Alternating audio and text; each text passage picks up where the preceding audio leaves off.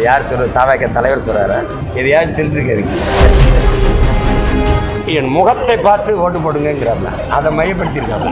பாரதிய ஜனதா உங்க கொள்கை எதிரி, திமுக உங்க அரசியல் எதிரி. அப்ப பாரதிய ஜனதாவின் அரசியல் எதிர்க்கிறீங்க, கொள்கையை ஏற்கிறீங்க. திமுகவின் கொள்கையை ஏற்கிறீங்க, அரசியல் எதிர்க்கிறீங்க. அப்படி புரிஞ்சுக்கிறதா? கச்சத்தீவை திருப்பி எடுத்து விட்டுருங்கிறீங்க. மோடி கிட்ட பேசுறீங்க, போன்ல தான் பேசுறீங்க. மோடிஜி அது கச்சத்தீவை எடுத்து விட்டுருங்க. டேய், போற வழியில பெரியப்பாட்ட கைச்சலுக்கு ஒரு 1000 ரூபா கொடுத்துட்டு போறாங்கிற மாதிரி நீட்டை எடுத்து விட்டுருங்க, அதை எடுத்து விட்டுருங்கிறீங்க மோடி கிட்ட. அது நீட்டை கொண்டு வந்தது யாரு? திமுக மன்னராட்சி. சரி, மன்னராட்சியின் தொடக்கம் யாரு? காங்கிரஸ். அதை ஏன் பேச மாட்டீங்க? நீங்கள் துப்பாக்கி சூட்டுக்கு போனீங்க, செத்து போன தங்கச்சியோடைய அம்மா என்னை தாய்மாமன்னு சொல்லிட்டாங்கன்னு பெருமையாக பேசுவீங்க. துப்பாக்கி சூட்டு நடத்தின கட்சி இது. நான் வந்தவன் அதுக்கு நடவடிக்கை எடுப்பேன்னு சொன்ன கட்சி இது திமுக. அதை எதிர்க்கிறீங்க, ஏற்கிறேன். நடத்தின கட்சி ஒன்றுமே பேசலன்னு என்ன அர்த்தம்?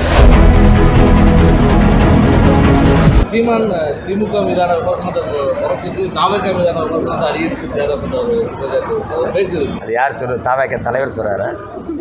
எதையாவது சில்லிருக்காரு. எனக்கு சரிங்கிறத செய்வேன், தவறுங்கிறத எவன் சொன்னாலும் அதை செய்ய மாட்டேன். எனக்கு மனச்சான்று வழி நடத்தி தான் நான் நடப்பேன். நான் ஒரு கேள்வி கேட்குறேன். பாரதிய ஜனதா உங்கள் கொள்கை எதிரி, நீங்கள் தாவேக. திமுக உங்கள் அரசியல் எதிரி. கொள்கைக்கும் அரசியலுக்கு எதாவது வேறுபாடு சொல்லுங்கள். கொள்கைன்னா என்ன, அரசியல்? இப்போ பாரதிய ஜனதாவின் அரசியலை எதிர்க்கிறீங்க, கொள்கையை ஏற்கிறீங்க. திமுகவின் கொள்கையை ஏற்கிறீங்க, அரசியலை எதிர்க்கிறீங்க. அப்படி புரிஞ்சுக்கிறதா? சரி, பாரதிய ஜனதாவும் திமுகவை எதிரி. அப்போ காங்கிரஸையும் நீங்கள் அதிமுகவையும் புனிதப்படுத்துறீங்களான்னு கேட்டால் அந்த கேள்விக்கு பதில் வச்சிருக்கீங்களா? கச்சத்தீவை திருப்பி எடுத்து விட்டுருங்கிறீங்க. மோடிக்கிட்ட பேசுகிறீங்க, ஃபோனில் தான் பேசுகிறீங்க. மோடிஜி அது கச்சத்தீவை எடுத்து விட்ருங்க. என்ன நான் சொல்லுவேன், டேய், போகிற வழியில் பெரியப்பாட்ட கைச்சலுக்கு ஒரு 1000 ரூபா கொடுத்துட்டு போடாங்கிற மாதிரி என்ன எடுத்து விட்டுருங்க. கச்சத்தீவை கொடுத்தவன் யார்? கொடுத்தது யார்? அது தெரியுதுங்க. கொடுத்தது யார்? காங்கிரஸா யார்? அதை ஏன் பேச மாட்டீங்க? நீங்கள் நீட்டுங்கிறீங்கல்ல, நீட்டை எடுத்து விட்ருங்க, அதை எடுத்து விட்ருங்கிறீங்க மோடிக்கிட்ட.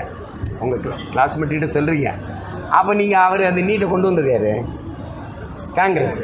சரி, இங்கே இந்திய திணிச்சது, காவிரி நதிநீர் உரிமையை பறித்தது, கச்சத்தீவை கொடுத்தது, அணு உலையை திணிச்சது, ஸ்டெர்லைட்டை நட்டது, நல்லா கவனிச்சுங்க. மீத்தேன் கையெழுத்து போட்டது, எல்லாத்துக்கும் கல்வி மாநில உரிமையிலிருந்து, மாநில பட்டியலிருந்து மத்திய பட்டியலுக்கு பொதுப்பட்டியலுக்கு கொண்டு போனது, மருத்துவ உரிமையை பறித்தது, மின் உற்பத்தி விநியோகத்தை எடுத்துகிட்டு போனது, எல்லாத்தையும் செஞ்சால் ஆலியார் காங்கிரஸ்.